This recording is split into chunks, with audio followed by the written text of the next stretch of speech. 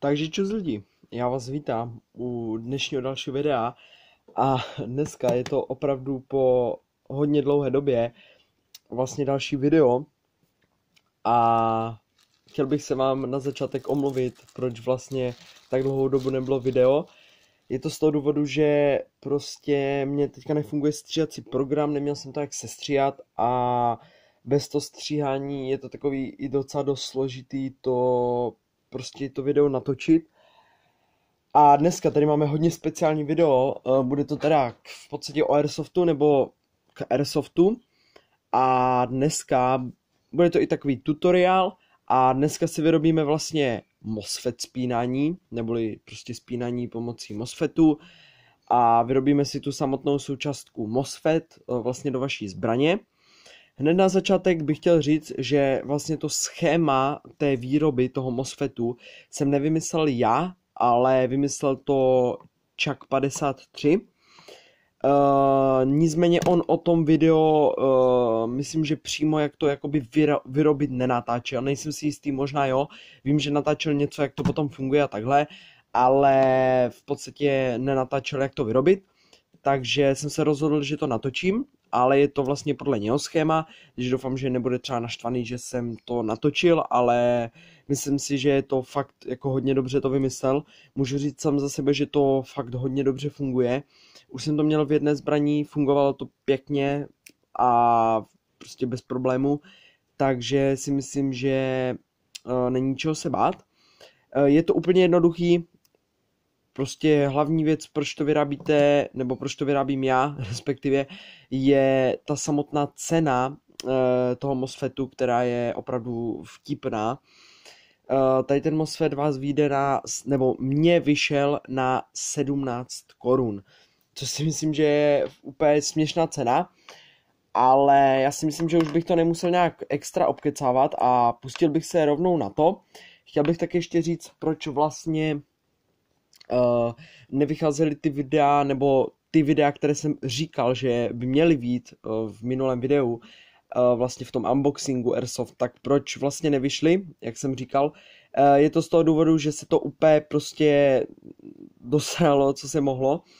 A upgrade svojí zbraně jsem udělal v podstatě ne špatně, ale ta zbraň byla špatná, takže se upgrade nepovedl. A video v podstatě z upgradeu nebo z toho nebude vůbec. A potom ještě další videa ohledně Airsoft unboxingu už jsou v podstatě za mnou, jelikož buď ty věci, které už jsem objednal, tak už jsem dávno prodal. A doufám, že brzo natočím nějaké video o Airsoftu a prostě takhle.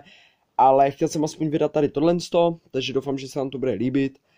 A vrhneme se asi na to. Takže řeknu, co budeme prvně k tomu potřebovat. Budete k tomu potřebovat sekundové lepidlo, tady mám tady v té skrince, jenom trošku bude stačit, pak cín, tady mám pájku, nebo páječku, nebo prostě, abyste mohli pájet. Dále potom hodně se hodí nějaké kleštičky, potom po případě ještě tady mám nůžky, dají se použít. A pak tady budete potřebovat teda součástky na ten MOSFET, které já jsem si objednal z eBaye. Za dohromady teda 17 korun mě vyšel vlastně jeden ten MOSFET. Takže budete k tomu potřebovat tohle. Já jsem to koupil po tady tomhle pytlíku, po méně kusech to ani nešlo koupit. Je to kondenzátor, takovýhle malý, já to zkusím zaostřit. Označení je 104, takovýhle malý kondenzátor. Jo, keramický. Je to teda po 50 kusech jsem to koupil, méně to nešlo koupit a stálo to kolem 20 korun za tady ten pytlík, takže v podstatě mám kondenzátorů na 50 MOSFETů, což asi nikdy v životě bych tolik nepostavil. Jako další věc budete potřebovat odpor, vypadá to nějak takhle, konkrétně nějaký, myslím, že 8 nebo 6 watový, teď si nejsem jistý, nějak tak. Je to takovýhle modrý, myslím si, že je to i podle barev rozlišené, takže když tak si to najděte, takovýhle modrý, myslím, že to má 6 nebo 8 W, to zkusím zaostřit, vůbec mi to nechce ostřit, no, takže nic, nicméně tady to už se prodává, nebo já jsem to koupil po menším balení a to po 20 kusech, ale můžete to koupit i, si myslím, že po menším, ale nejsem si jistý, ale já jsem to koupil po 20 kusech, takže takhle, padá mi mobil lidi, na hovno, tak. Takže takhle, stojí to myslím, že 17 korun, nejsem si jistý, myslím, že to stojí 17 korun, ale tohle mě fakt sere. Tak, drž.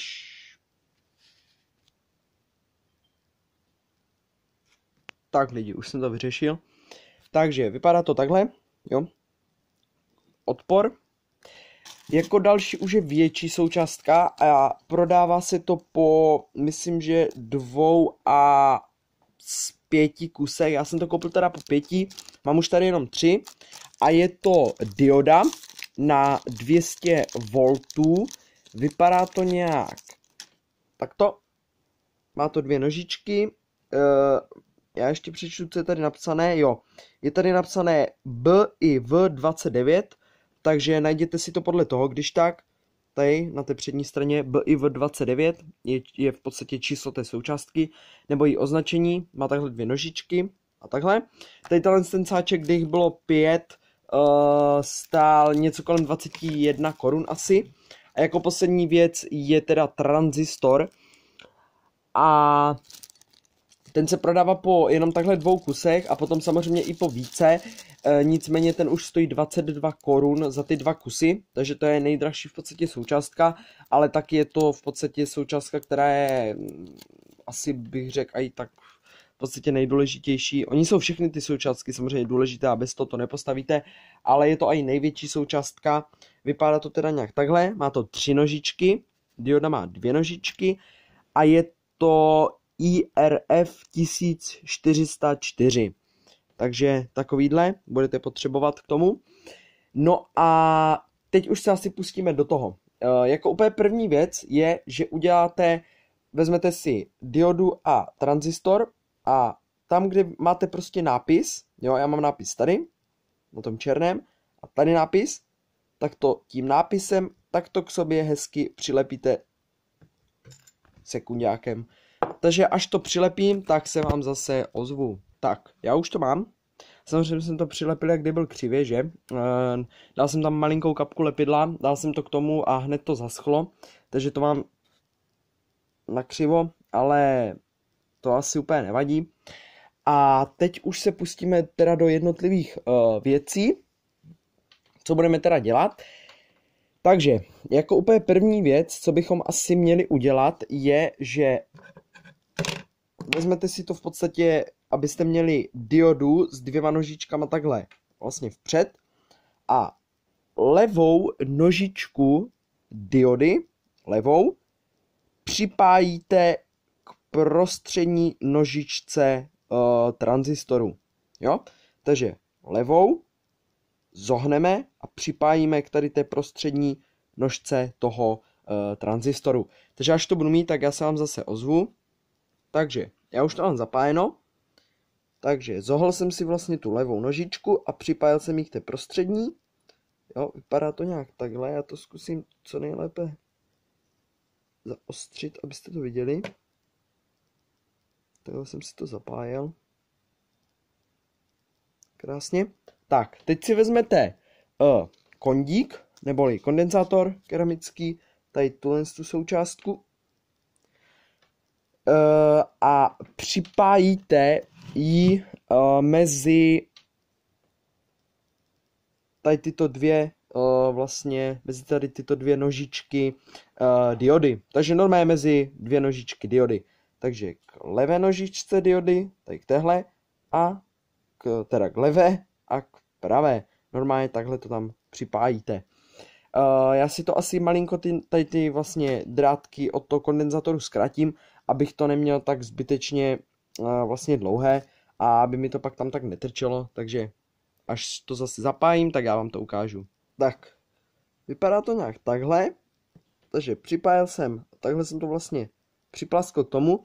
Dávejte si pozor, kdybyste nechali drátky dlouhé, aby se vám tady ty odkryté drátky nedotkly tady tohle z toho kovového. Nevím, co by to udělalo, možná by to prostě zkratovalo, nejsem si jistý, proto to radši vždycky zkrátím, abych prostě předešel tomu. A připájel jsem teda k levé nožičce diody a k pravé nožičce. Nic těžkého, bohužel neumím nějak moc extra hezky pájet, ale drží to v pohodě, ale nevypadá to nějak prostě profesionálně zapájené, ale musíte, třeba zkuste si za to i zatlačit a takhle, ať se vám to potom nepovolí, a nicméně mě to drží krásně.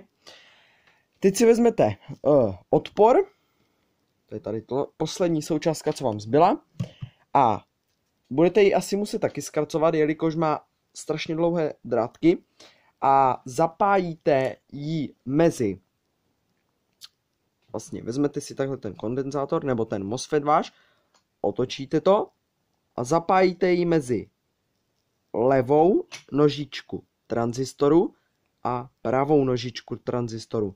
Takže tady máte 3 drátky, tady máte 2 drátky a vy to zapájíte mezi tuto a tuto. Takže tam, kde máte 3 nožičky, tak to zapájíte mezi levou a pravou. Nic těžkého, a zapájíte tam ten odpor a vlastně dáte to stylem, že vlastně tady ten odpor dáte takto, můžete si ho tam takhle vložit mezi ty dvě součástky a ty drátky si vlastně takhle k tomu dát a zapájet. Já vám to pak zase ukážu. Tak ještě takové malé doporučení. Můžete si ty nožky roztáhnout po těch bokách takhle do strany a do strany, aby se vám to potom lépe tam pájelo a aby vám to prostě neskratovalo a měli jste víc místa potom na ty dráty. Tak, já už to mám hotovo. Dal jsem to teda takhle. A z druhé strany, kde jsou 3 nožičky, jsem roztáhl a napájel to vlastně takhle a takhle. Kdybyste třeba z mého videa fakt nějak nevěděli, jak to vlastně spájet všechno, tak se podívejte na skupina rožnovských povstalců a máte přímo tam vlastně návod a rozepsané a pokreslené všechno krom to, okolo toho. A teď vlastně vám chci ještě říct, jak to nainstalovat do té zbraně, protože je sice hezké, že jsme si vyrobili MOSFET, tady ta vlastně celá součástka už je hotová. Vidíte, že to nedalo vůbec moc práce, měl jsem to vlastně spájené a všechno tak za asi 6 minut. A mě tady toto vyšlo na 17 korun, a kdybyste chtěl koupit v obchodě to, tak mě to v airsoftovém obchodě, tak mě to vyjde okolo 200 korun, jenom tady ta součástka. A kdybych to chtěl s kabeláží a nějak upravené a takhle, tak mi to vyjde kolem 400 korun až do snad 800 korun s nějaký hodně dobrý MOSFET. Ale to je podle mě zbytečné, tady toto úplně bohatě postačí.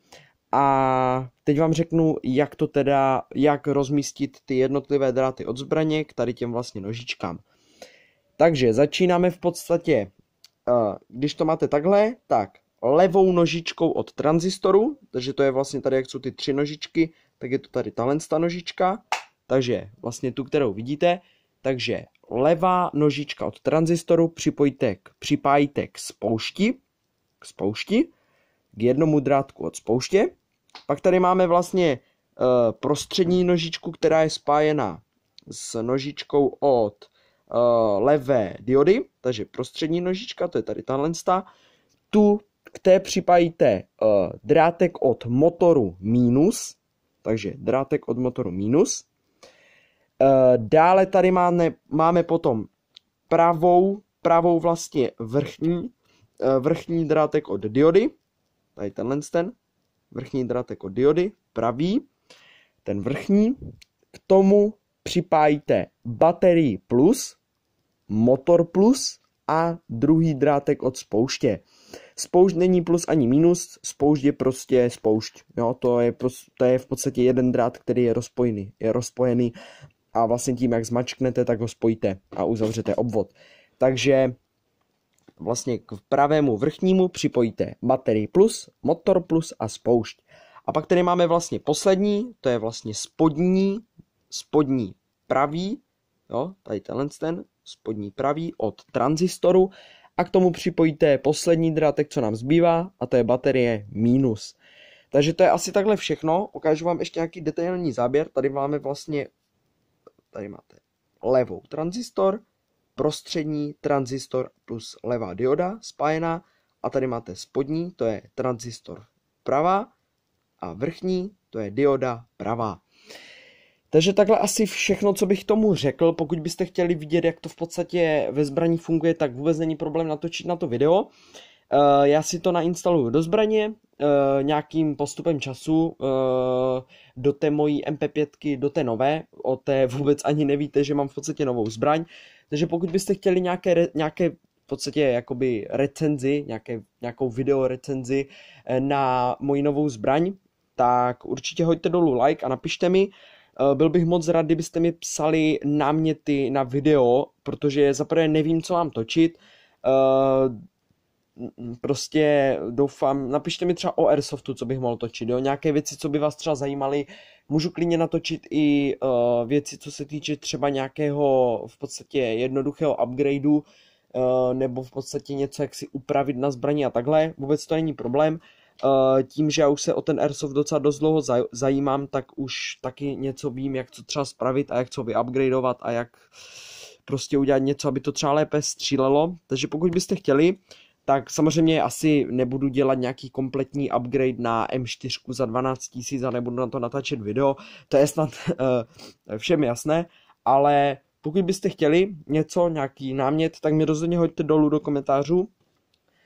A to by bylo asi pro tohle video všechno, už teď to má 16,5 minut a to je takováhle malinká součástka, kterou já jsem vyrobil asi za 6 minut. Nicméně to už je asi ode mě úplně všechno, takže se zatím mějte a čau.